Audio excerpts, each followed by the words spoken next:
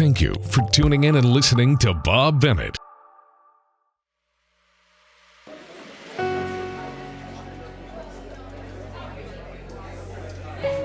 Today, listen in as Bob Bennett interviews Anthony Graves, aka Death Row Exoneree 138, as he tells his story of lies and legalized deceptive justice. My name is Anthony Graves, better known as Death Row Exoneree number 138. I was wrongfully convicted. I spent 18 and a half years in prison, 12 and a half on Texas death row, and I had 2 execution dates. Amnesty and I partnered up together around my story to share with the rest of the world. I think the world needs to know about what's going on in our criminal justice system, the inhumanity of it. I didn't understand why would this happen to me. I didn't bother nobody, I wasn't a criminal. And so when I got out and I started telling people my story, I seen the impact that it was having, and people actually wanted to get involved after hearing about the injustice. We don't wake up thinking about the death penalty over here, whether it's right or wrong. Until it knocks on your door, you really don't even have a conversation about it. Brandon Dudley, who's with Senator Ellis, was supposed to introduce our speaker, but he called in sick late, and he's okay, but he couldn't make it. So at the last minute, we reached out to Kim Ogg, who's our candidate for Harris County District Attorney, to introduce our speaker. And as it turned out, that she said she was in court, may or may not make it, will try to make it. She's here. So we reached out to Judge Overstreet, who also agreed to introduce our speaker. And as I realized, both of them are in the same race, so please do not consider it as my vote for either of those. You decide, and I'd like to invite Kim Ogg to introduce Anthony Graves.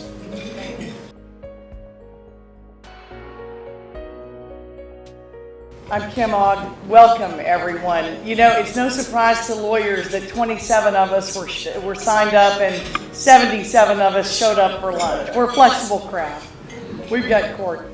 I wanted to take a minute to introduce to you today our speaker, somebody who I've come to know in the last year and a half, somebody whose story shocked and appalled me as a professional, especially as a former prosecutor, and somebody who I think can bring great change through the suffering and the experience that he had to a system that is broken and sadly in need of reform. So let me tell you a little bit about Anthony. Anthony was prosecuted in Burleson County by a fellow named Charles Sebesta, who's no longer a lawyer. Mr. Sebesta, I knew him. He was active in the Prosecutors Association, talked a real hard game.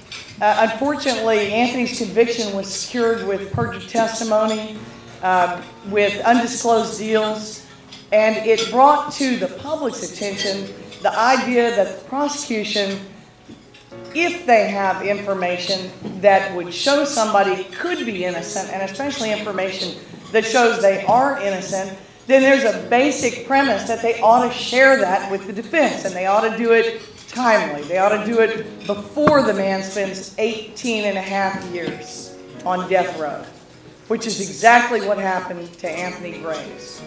And so, as you listen to Anthony's story, remember, this is the story of a man who was convicted on virtually no physical or direct evidence.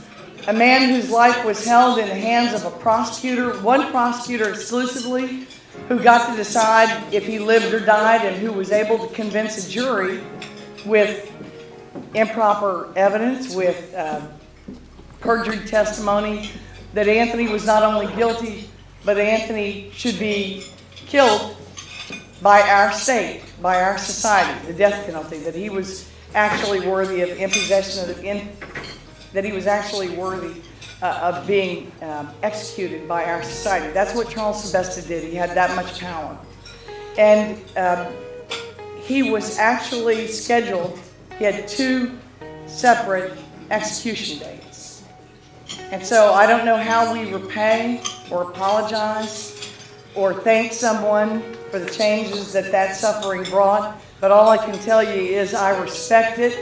And I do want to share with you just a minute more the result that it had in our practice of criminal law in the field that I primarily practice in.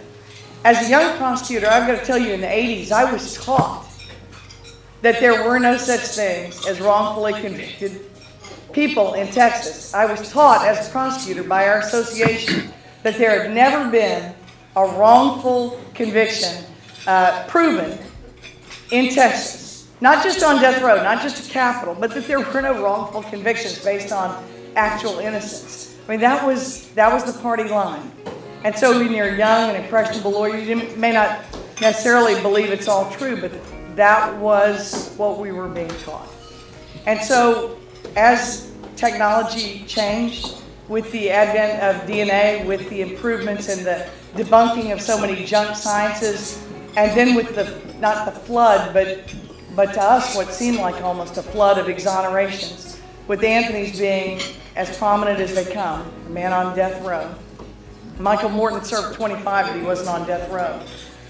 These are horrific cases. They happen to our fellow friends, neighbors, our peers. Anthony is everyone. It could happen to us. And the only good thing about Anthony's story is that it motivated lawyers and our legislature to change the law and to force prosecutors not just to have an open file, but to be held responsible under the law for giving every piece of information that could lead to somebody's innocence or finding him not guilty. We have to give it to the defense now, and we have to under the law.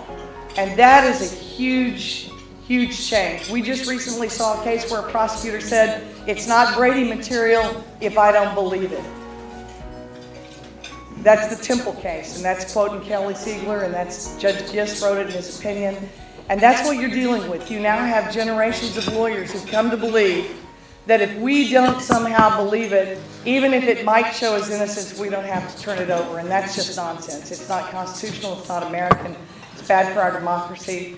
And I am so honored to call Anthony Graves my friend.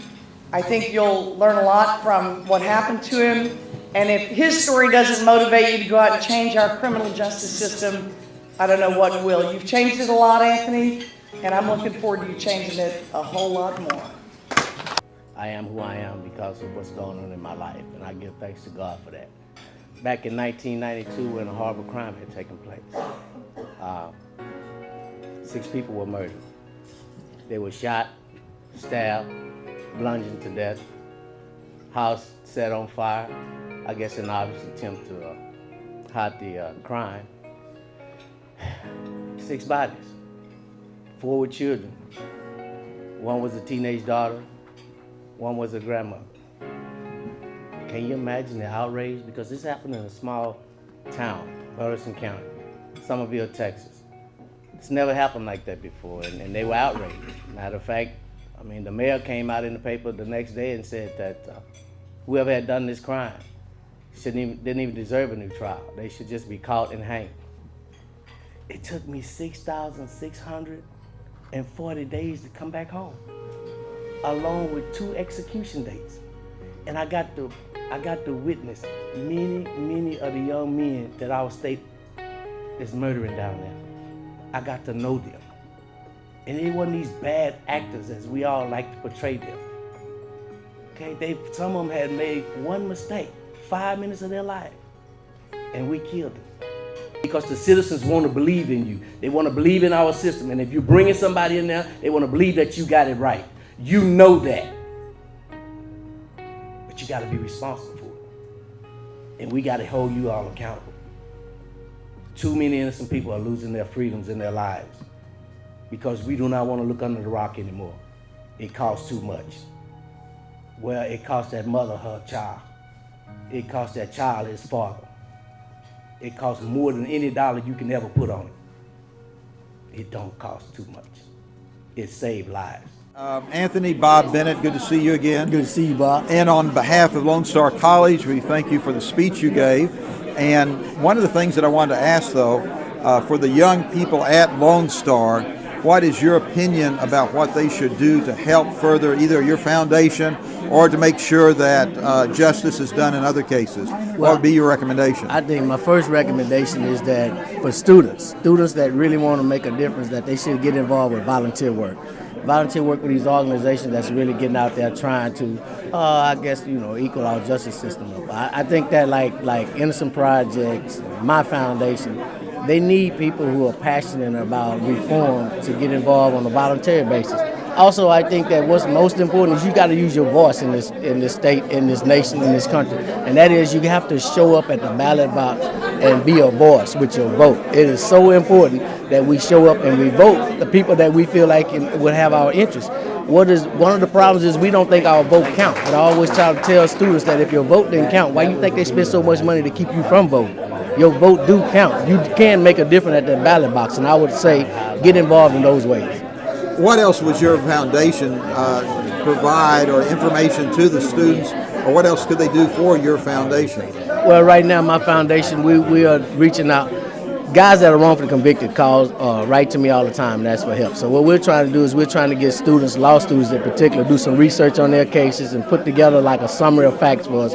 And then we're reaching out to law firms, trying to get those law firms to get involved in these cases. So that's the process right there. So what I would need, basically, I would need some volunteer researchers to help me do some research on these cases that are coming to me, and some people who are interested in communicating with these offenders that are writing to me and kind of keeping them abreast on what we're trying to do with their cases. So that's kind of what I would need in terms of volunteer work. So at the bottom of this video, we'll put your name and the foundation's name and the telephone number they can call, and they can get in touch with your foundation and start the process that way. Yes, sir. I would appreciate it. Okay, Anthony, good to see you. Thank you so much, Bob.